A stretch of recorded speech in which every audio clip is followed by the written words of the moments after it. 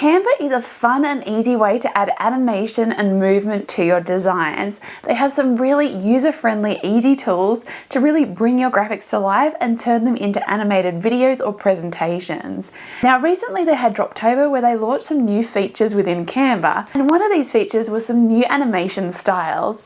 So in this video, I wanted to show you some of the new animation styles and some fun ways that you can use them. So when you go to home in Canva, if you're watching this quite recently, you will see Droptober is here.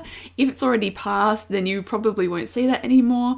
But if you're checking this video out quite early on, you will see that, and you'll be able to click here, see new launches, and you can check out some of the fun things they have. Now, the one that I wanted to look at today was this one here, the animation one. So they've added some new animation. So you can click on the try animation and it will give you a graphic that they've put in there to just show you how you can use it, or we can just go straight to our own designs and start playing with them. So we've got here, I've got a design to show you some of the things that we can do. So first of all, this is only for photos, these new ones. So if we click on text and animate, you're not going to see them. If you click on a graphic, so this is a graphic, and animate, you're not going to see them. But on a photo, this is when they show up. You'll see them here, featured, new.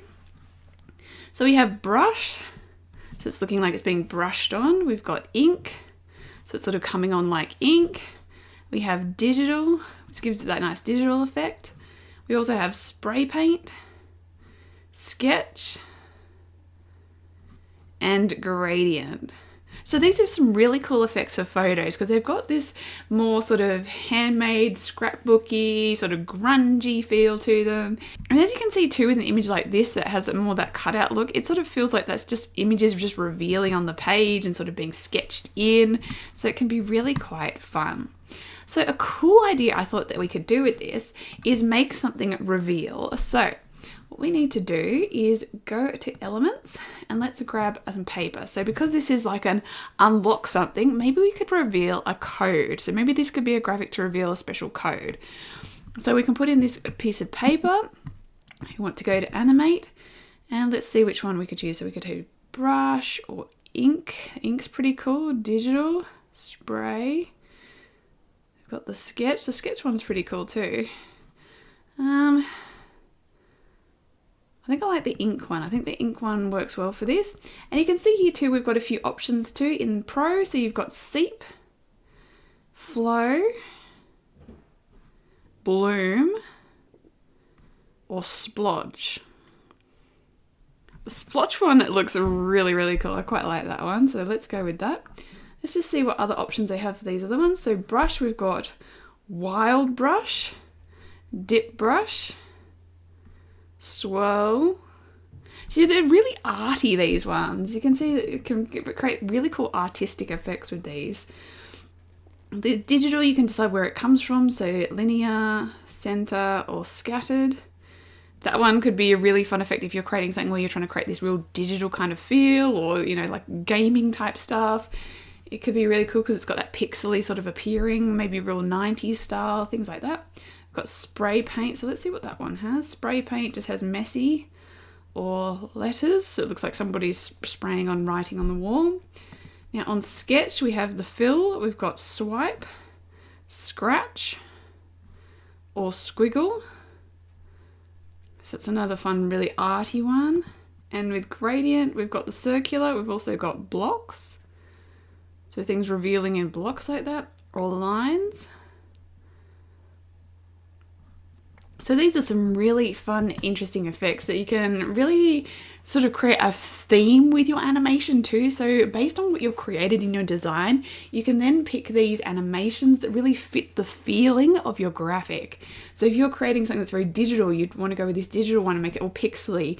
If you're doing something that's very grungy, you might want to do this spray paint. Or if you do something very artistic, you might want to use brush or sketch or ink or something like that. So they all create these different feelings, which can really add to the overall feeling of your graphic when you start adding animation in. So we're going to go with brush. No, actually we want to go with ink with this one. I think that really suits this style because it's sort of that sort of detective, unlock the code.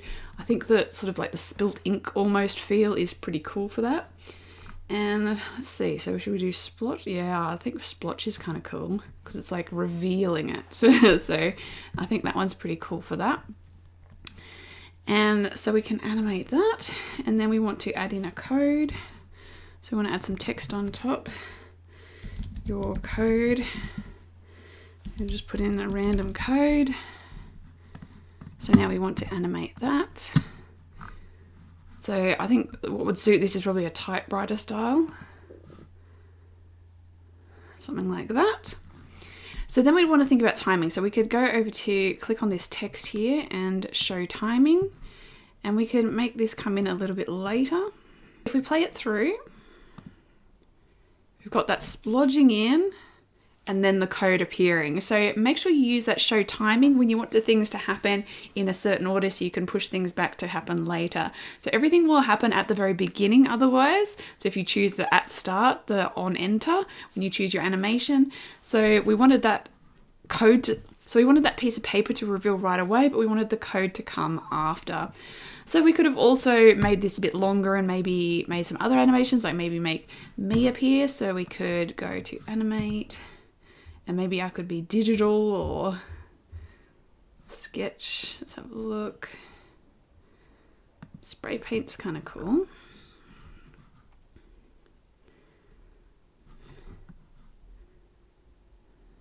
Or maybe we could do ink but choose a different one. We could seep. Make me seep in. So you can see here with the timing, so we could change it so that's at the start. Then this one happens a little bit after. So it doesn't disappear. Last time. Me, the paper, the code. So as you can see, you can have some fun with these animation techniques, and also considering to adding in that timing so that things appear at different times. So have fun with them. I think there's some really cool things there, and we can do some fun stuff to really give things an overall feeling. So as I said, that sort of more artistic feeling, digital or grungy feeling, they've really added some really fun animation techniques to create that kind of style. So have fun getting creative with animation in Canva, and if you'd like to see more Canva tutorials, make sure you subscribe, and happy creating.